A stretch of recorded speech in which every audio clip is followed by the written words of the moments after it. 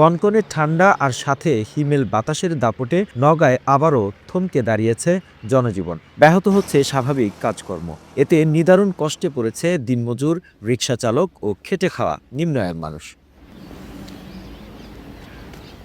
সকাল ৯টায় নওগাঁর সর্বনিম্ন তাপমাত্রা রেকর্ড করা হয়েছে ১০.৩ ডিগ্রি সেলসিয়াস। এ সময় বাতাসের আর্দ্রতা ছিল ১০০%। স্থানীয়রা জানান, গত ২ দিন থেকে আবারও বেড়েছে শীতের দাপট।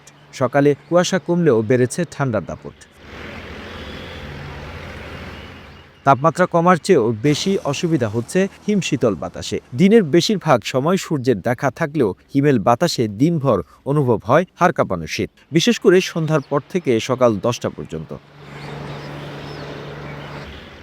এদিকে গত কয়েকদিন থেকে শীতের তীব্রতা হঠাৎ বেড়ে যাওয়ায় রাস্তাঘাট শ্রমজীবী মানুষের দেখা মিলল স্বাভাবিক সময়ের চেয়ে কম ছিল।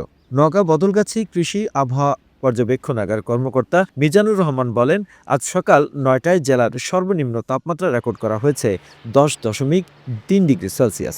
এর আগে গতকাল তাপমাত্রা রেকর্ড করা হয়েছিল ১১.৮ ডিগ্রি সেলসিয়াস। গতকালের চেয়ে তাপমাত্রা কিছুটা কমেছে। হিমেল বাতাসের কারণে কনকনে শীত অনুভূত হয়েছে।